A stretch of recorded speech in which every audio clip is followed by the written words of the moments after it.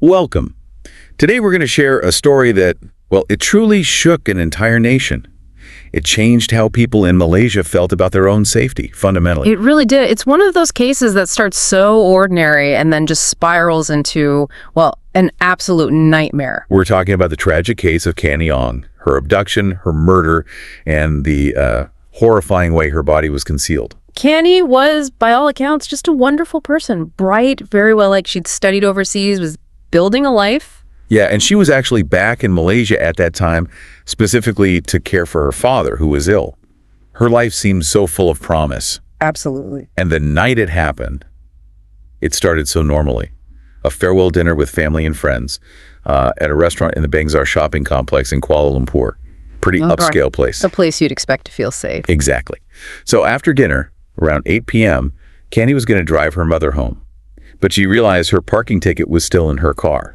Her purple Proton Tiara. Parked in the basement garage, brightly lit, seemed secure. So she tells her mother and sister, "I'll just be a minute." Runs down to grab the ticket from the car. Simple as that. Her mother and sister waited upstairs near the payment machine. And they waited.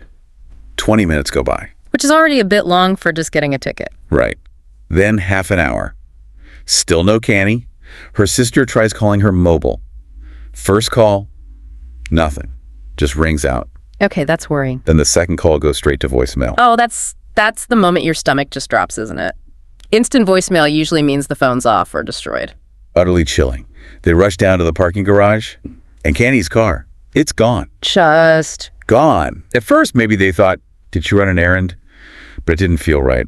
They pushed mall security, really pushed them to check the CCTV tapes. And that footage, even though it was blurry, low res, it showed Canny's car speeding out, crashing right through the barrier, and you could see a man was driving. Not Canny. Not Canny. That's when they knew something was terribly, terribly wrong. And her poor husband, Brandon, in the U.S. getting that call, his wife was meant to fly back the very next day. He said later it felt like everything just stopped. The family, friends, they searched all night. Nothing. They even put up a reward, 10,000 ringgit. A significant amount, shows the desperation. Then, 2 agonizing days later, June 15, 2003, Canny's car turns up, abandoned in an industrial area only about 2 kilometers from the mall. And the condition of the car told its own story. Oh yeah, a flat right front tire, a large pool of blood on the back seat, and her blood-stained high heels were still inside. This wasn't just a car theft. Clear. Far from it. This was something much darker. And forensics moved in quickly. The analysis confirmed the blood was indeed Canny's. But here's the critical part. They also found male DNA. Right. And this DNA profile, it wasn't in any police database. So the question immediately became, is this guy a first-time offender or someone who's done this before, maybe worse, and just never been caught? A ghost. No leads from the DNA database. Yeah. The police were under immense pressure. Absolutely. The public was terrified. 2 more days pass. June 17th. A construction manager near where the car was found reports this awful smell, a really putrid smell coming from near a drainage pipe. He knew where this is going. He checks it out and finds a charred human leg. Oh, God. Just horrific. And this location, again, only 2 kilometers from where they found Canny's car. Police arrive, they find the rest. A severely burnt female torso, severed at the waist. Her arms were tied to her chest. Just unimaginable horror. Canny's sister Elsa had to be brought in for identification. Can you even fathom that? Seeing something so destroyed and being asked if it's your loved one. The trauma is immense. And how do you even confirm it? There was one small clue. A tiny piece of denim on the body hadn't completely burned. It matched the jeans Canny was wearing that night. But still, the family, Yeah. you can understand, they held on to hope. They needed absolute certainty. Yeah, they initially refused to accept it, understandably. That's where the more definitive forensic work comes in. Brandon, Canny's husband, flew in from the U.S. He brought her dental records. And the forensic odontologists, they did their work. Meticulous comparison. And they confirmed it. The body was Canny Ong's. The news was devastating, but it ended that awful uncertainty. But the autopsy, it revealed even more horror. Yes. The report was critical. It showed Canny had been raped while she was still alive, then strangled, and only after she was dead, her body was set on fire, an attempt to destroy evidence. And thinking about her size, she was quite petite, wasn't she? 155 centimeters, maybe 46 kilograms. Exactly, which likely made her more vulnerable in the initial abduction. easier to overpower. The public outcry was just huge. People were terrified. This happened in a supposedly safe place, nice mall. If it could happen there. It could happen anywhere. That was the fear. People felt vulnerable. The police had to find who did this, and fast. So the first real break, it came from a long shot. Police decided, let's try calling Canny's phone again. Days later. You wouldn't expect anything, would you? Right. But incredibly, it rings. And a man answers. Wow. Police didn't waste a second. Signal tracking, immediate response. They arrest a cleaner named Azizan Islam. They think, maybe, this is him. But it wasn't that simple, was it? No. Azizan admits stealing the phone, but not the murder. He tells this chilling story. Says on the morning after Canny vanished, June 14th, he saw her car, flat tire. Okay. And he claimed he saw a naked woman in the back seat and a man in the front. Yeah. He just assumed. Well, he assumed they were, involved in something intimate. A disturbing assumption, but maybe understandable in the moment. He said later he found the car abandoned, empty, and he just took the phone in a bag. Desperation, he claimed. And the police checked his story. They did. Yeah. Crucially, his DNA didn't match the male DNA found in Canny's car. So he wasn't the killer. No, he was released, which meant the real perpetrator was still out there. Back to square one, pressure mounting even more. Then another witness emerges, Amina Abdul Halim. Yes. She saw Canny's car on the night of the 13th, the night she disappeared. She saw a man struggling with a flat tire. The flat tire again? And she saw Canny inside the car.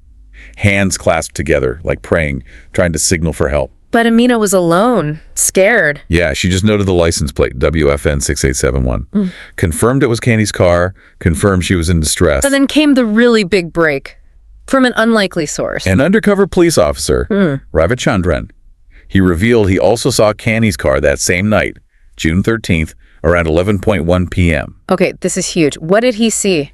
He saw Canny trying to signal him, frantically nodding her head, desperate, but the man driving physically stopped her. So direct confirmation of coercion. Absolutely.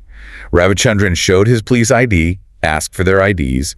The driver refused to let Canny out, even accused the officers of being fake cops. And tried to get away. Yeah, he sped off. It was the chase. The police actually fired shots at the car's tire to try and stop it. So that's why the car had a flat front right tire when it was found. Exactly. The car got away that night, vanished into the darkness. But, and this is critical, Ravichandran had seen the man's ID. It was fake, but he'd noted the details. Name, organization claimed. The first solid lead to the actual person, finally. Police took those details from the fake ID, ran them through the marriage registry system, and got a hit. Ahmad Najib bin Aris, 27 years old, an aircraft cleaner, married with a family. An aircraft cleaner, living a seemingly normal life. They arrested him swiftly, 4 a.m. June 20th. He was just walking home, no resistance. And the picture painted by his colleagues. That's the really unsettling part.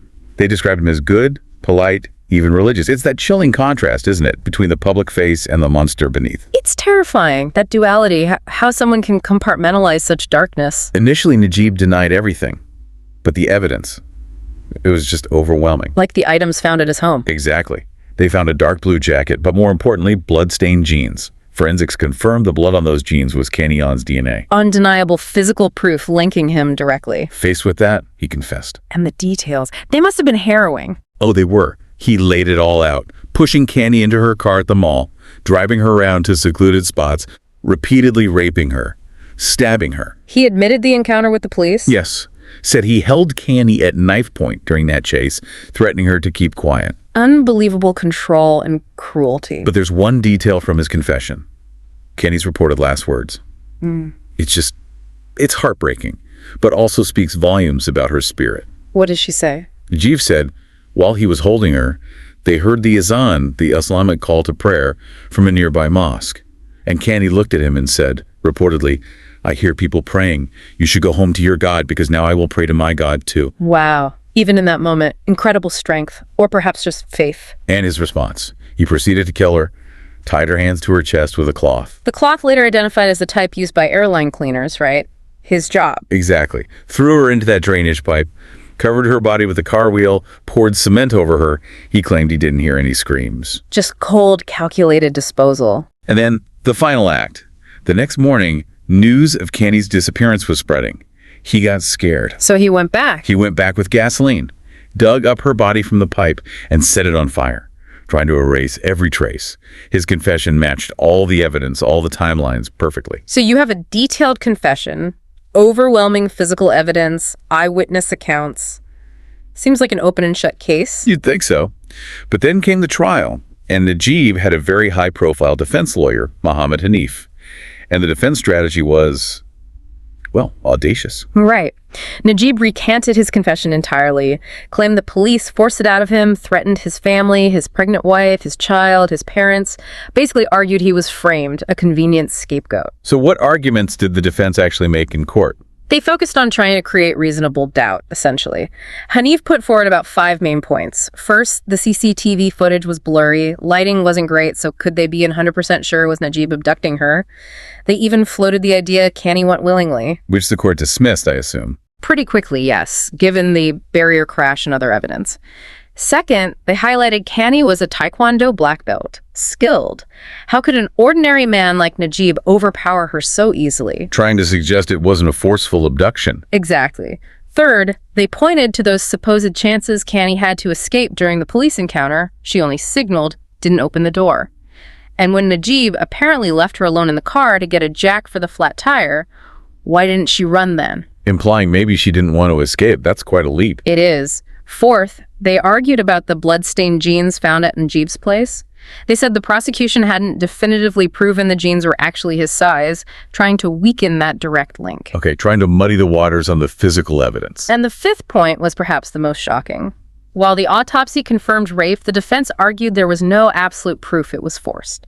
They suggested, incredibly, that maybe it was consensual sex that somehow went wrong, leading to accidental death, perhaps from the cloth tied around her neck. That feels like a really desperate stretch, trying to turn a brutal murder into some kind of tragic accident during consensual activity. It was certainly controversial, but you see the strategy.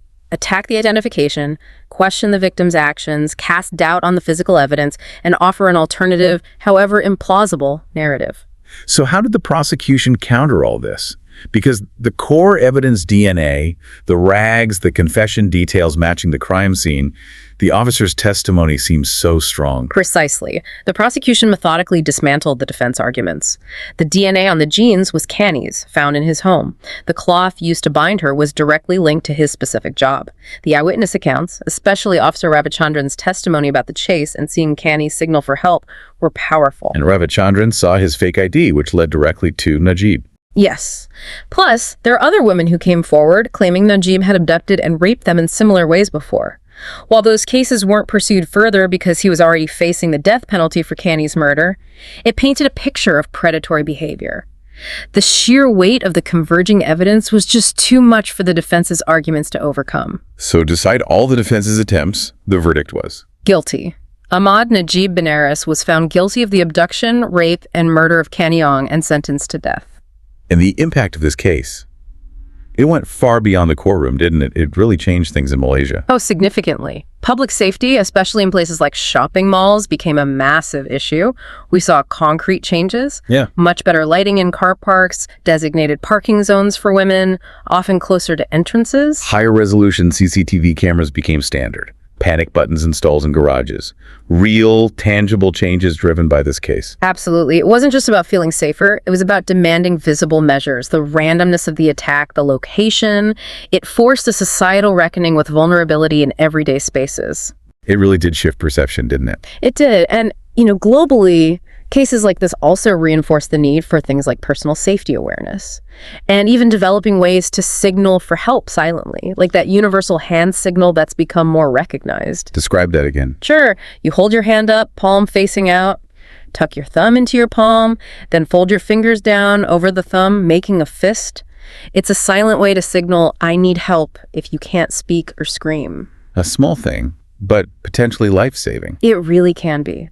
Ultimately, Canny Ong's story is just this devastating reminder that danger can, unfortunately, exist anywhere, even in the places we think are safe, like a mall parking lot. She had so much ahead of her. Her career, her husband, the life they were planning, all stolen. Her story really underscores how precious life is and, sadly, the constant need for vigilance. Just being aware of your surroundings, especially in those more isolated spots like parking garages. Yeah. It matters. It really does. Well, thank you for joining us for this very difficult but important story today. If this conversation resonated with you, or if you found value in it, please do like, share, and subscribe to our channel, Horror Doc. That way you won't miss our next deep dive. Your support really helps us keep bringing these stories to light. It does indeed. Take care of yourselves, and we'll be back soon.